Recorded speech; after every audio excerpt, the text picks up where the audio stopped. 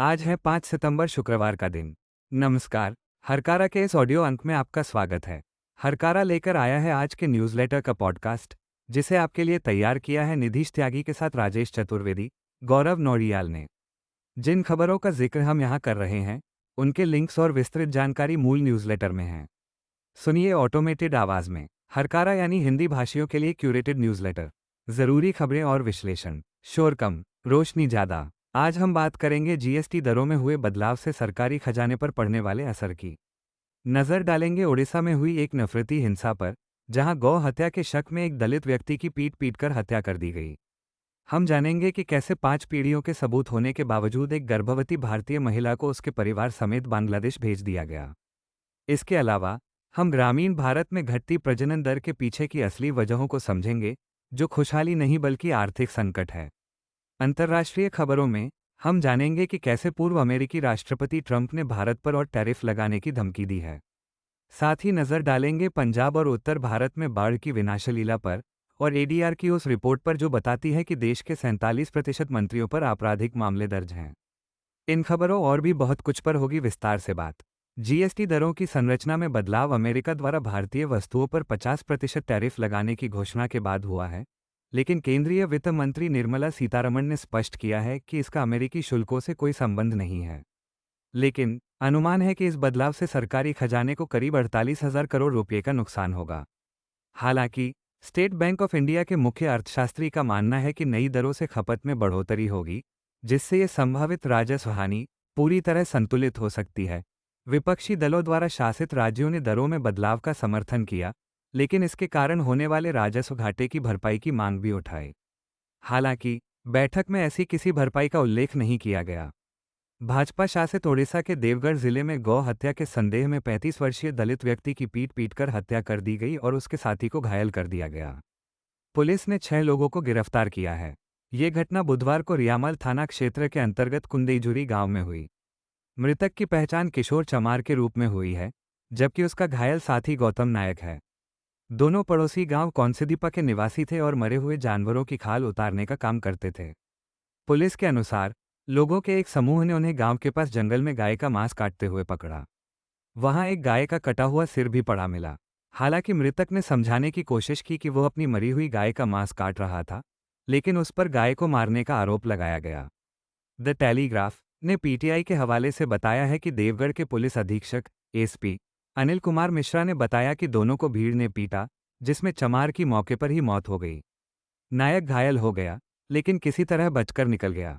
दिल्ली में घरेलू काम करने वाली पश्चिम बंगाल की 25 वर्षीय गर्भवती महिला सोनाली खातून को उसके पति और 8 साल के बेटे के साथ पुलिस ने हिरासत में लेकर जबरदस्ती बांग्लादेश भेज दिया। स्क्रोल के मुताबिक ये कार्रवाई तब की गई जब उसके परिवार के पास पश्चिम बंगाल के बीरभूम जिले में 5 पीढ़ियों पुराने जमीन के दस्तावेज और अन्य भारतीय नागरिकता के प्रमाण मौजूद हैं। ये कहानी नागरिकता सत्यापन अभियान के मानवीय संकट को उजागर करती है, जो खासकर बंगाली भाषी प्रवासियों को निशाना बना रहा है। ये दिखाती है कि कैसे प्रक्रियात्मक खामियों और पुलिस की कथित ज्यादती के कारण भारतीय नागरिकों को गलत तरीके से विदेशी घोषित कर देश से निकाला जा सकता है, जिससे परिवार बिखर रहे हैं। सोनाली, उसके पति दानेश और बेटे साबिर को 20 जून को दिल्ली के रोहिणी की बंगाली बस्ती से हिरासत में लिया गया था। मई से बीजेपी शासित राज्यों में हजारों बंगाली भाषी प्रवासी मजदूरों को पकड़कर उनसे भारतीय नागरिक होने का सबूत मांगा जा रहा है। सोनाली के परिवार ने पुलिस को आधार कार्ड और राशन कार्ड दिखाए, लेकिन पुलिस ने जन्म प्रमाण पत्र मांगा, जो उनके पास नहीं था। कुछ हफ्ते पहले झुग्गी में लगी आग में उनके बेटे का जन्म प्रमाण पत्र जल गया था। 6 दिन बाद उन्हें विदेशी क्षेत्रीय पंजीकरण कार्यालय एफआरआरओ के एक आदेश के आधार पर बांग्लादेश भेज दिया गया। दिल्ली पुलिस के रिकॉर्ड में कहा गया है कि परिवार ने खुद को बांग्लादेश के बागेरहाट का निवासी कबूल किया था, लेकिन सोनाली का परिवार इस आरोप को सख्ती से खारिज करता है। परिवार का आरोप है कि पुलिस ने रिश्वत न दे पाने के कारण सोनाली से जबरदस्ती यह कबूलनामा लिखवाया। बीरभूम में स्थानीय पुलिस स्टेशन के एक अधिकारी ने पुष्टि की कि दिल्ली पुलिस ने सोनाली को देश से निकालने से पहले उनसे कोई सत्यापन नहीं किया था, जो कि गृह मंत्रालय के निर्देशों का उल्लंघन है। स्क्रॉल की जांच में पाया गया कि सोनाली के दादा दादी का नाम 2002 की मतदाता सूची में है। सूचना के अधिकार आरटीआई के तहत निकाले गए जमीन के दस्तावेज दिखाते हैं कि परिवार 1956 से उसी गांव में रह रहा है, जो सोनाली के पर परदादा के समय का है। गांव की दाई ने भी पुष्टि की कि उसने ही सोनाली को जन्म दिया था।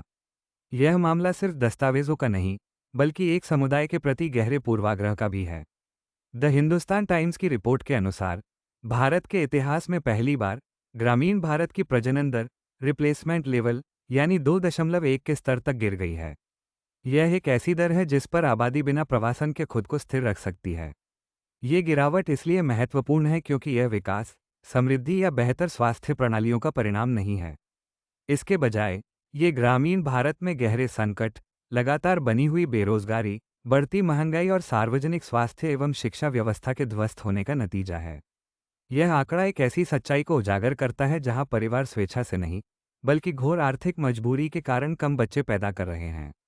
रिपोर्ट में इस बात पर जोर दिया गया है कि ग्रामीण परिवार अब कम बच्चे पैदा करने के लिए मजबूर हैं।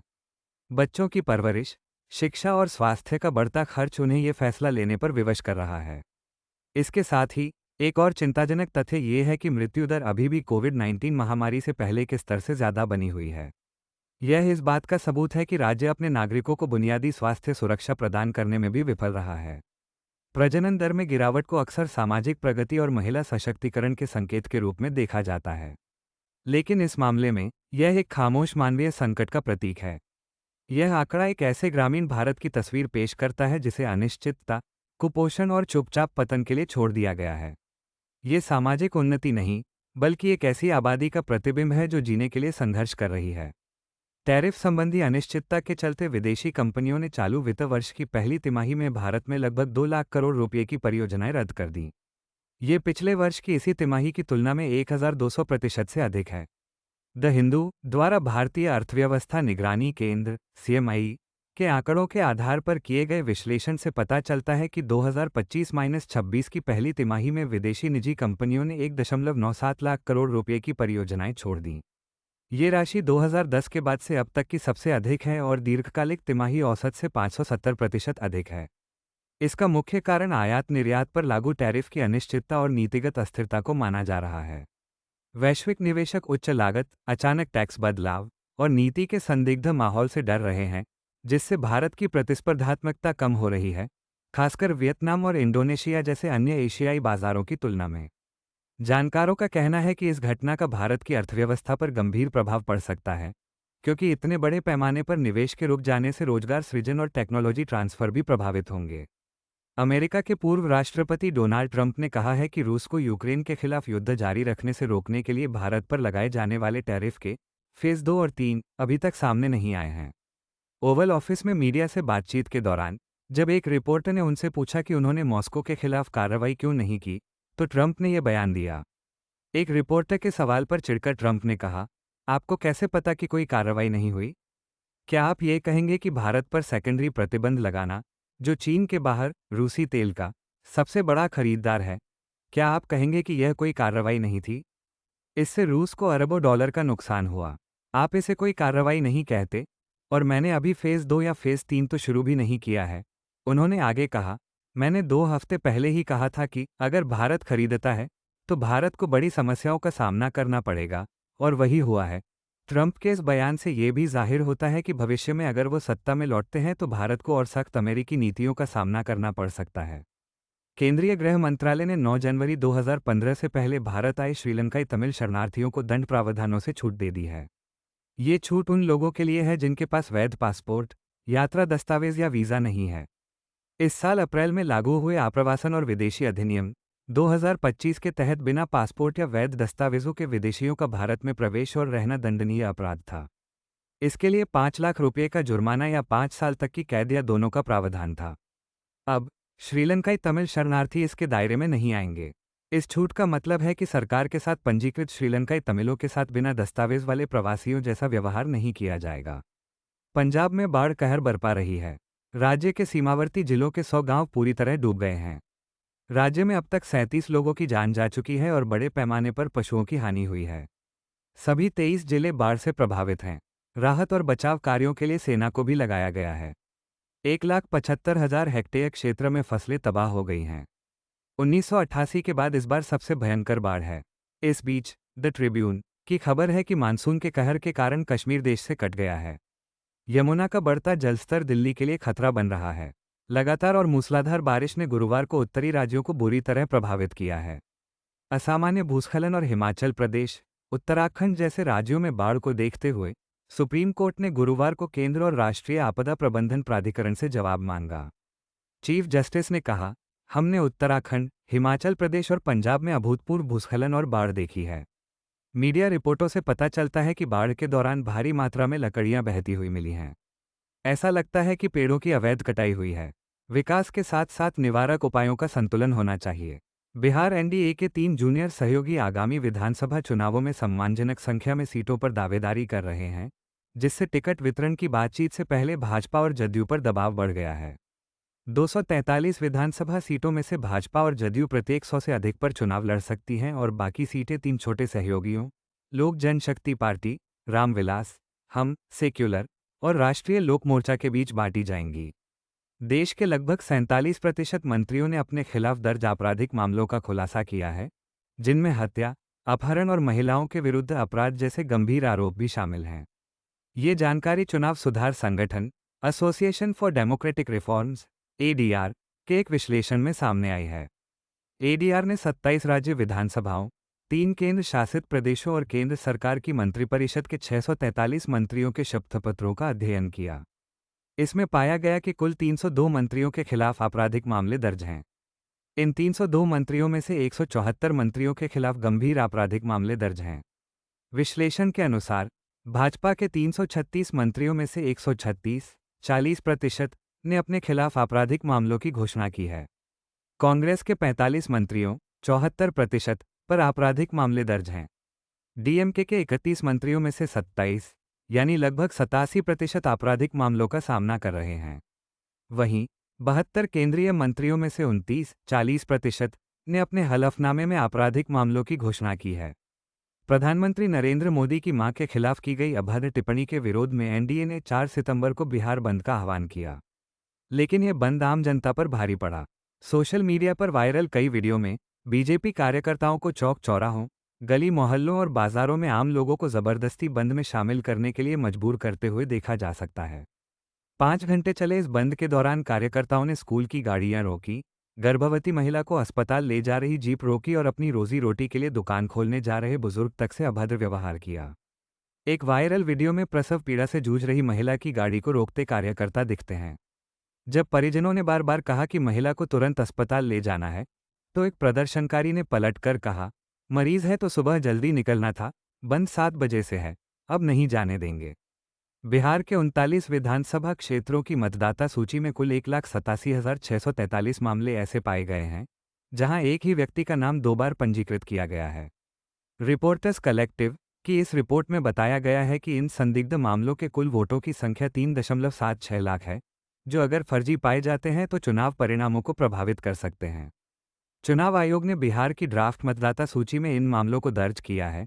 हालांकि आयोग ने दावा किया था कि उसने 7 लाख से ज़्यादा डुप्लीकेट मतदाताओं को पहले ही हटा दिया है, लेकिन ये संदिग्ध वोटर आयोग की ड्राफ्ट सूची में अभी भी बने हुए हैं।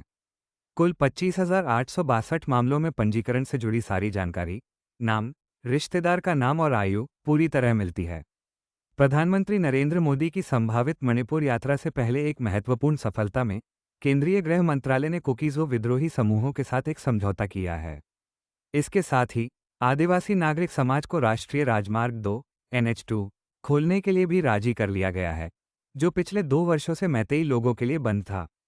ये समझौता 3 मई 2023 को जातीय झड़पें शुरू होने के बाद से 2 साल से अधिक समय से चल रहे संघर्ष को समाप्त करने की दिशा में एक बड़ा कदम है।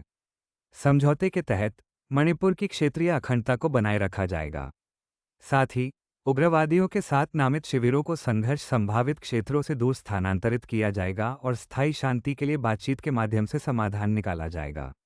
मार्च 2020 में तबलीगी जमात के प्रमुख मौलाना साद कंधालवी के खिलाफ गैर इरादतन हत्या के आरोप में FIR दर्ज होने के 5 साल बाद दिल्ली पुलिस की अपराध शाखा की जांच में उनके भाषणों में कुछ भी आपत्तिजनक नहीं पाया गया है।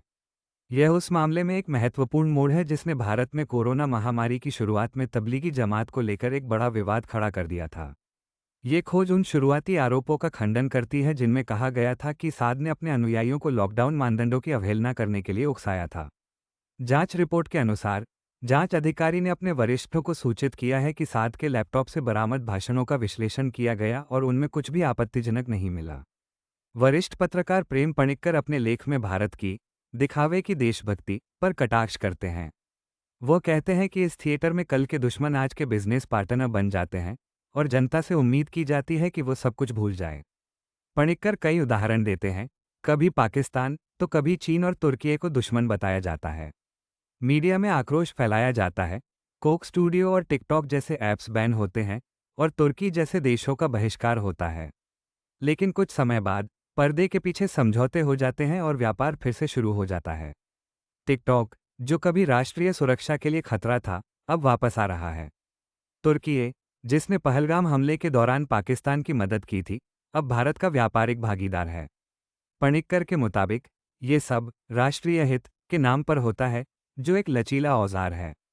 सरकार जनता की खपत के लिए आक्रोश पैदा करती है, जबकि चुपचाप अपने हित साधती है।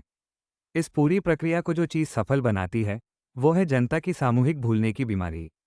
वो कहते हैं कि इस दिखावे की देशभक्ति की असली कीमत आम लोग चुकाते हैं, जिनका करियर और व्यापार इस सियासी ड्रामे की भेंट चढ़ जाता है।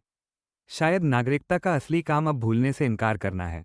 पूरा लेख हमारे न्यूज़लेटर में पढ़ें। इटली के मशहूर फैशन डिज़ाइनर जियोर्जियो अरमानी का 91 साल की उम्र में निधन हो गया है। अरमानी फैशन की दुनिया के एक दिग्गज थे, जिन्होंने आधुनिक पावर ड्रेसिंग को फिर से परिभाषित किया। उन्हें किंग ऑफ द ब्लेजर कहा जाता था। उनके आरामदायक और ढीले-ढाले डिज़ाइन शांत विलासिता यानी क्वाइट लग्जरी का प्रतीक बन गए। उनका निधन फैशन जगत के एक युग का अंत है। आज के लिए इतना ही। हमें अपनी प्रतिक्रिया ज़रूर बताएं। मिलेंगे हरकारा के अगले अंक के साथ। नमस्कार। जीते हैं यहाँ दुनिया को धोखा देकर। आज की ताज़ा खबर, आज की ताज़ा खबर, आज की ताज़ा खबर। आओ काका जी इधर, आओ मामा जी इधर, सुनो दुनिया।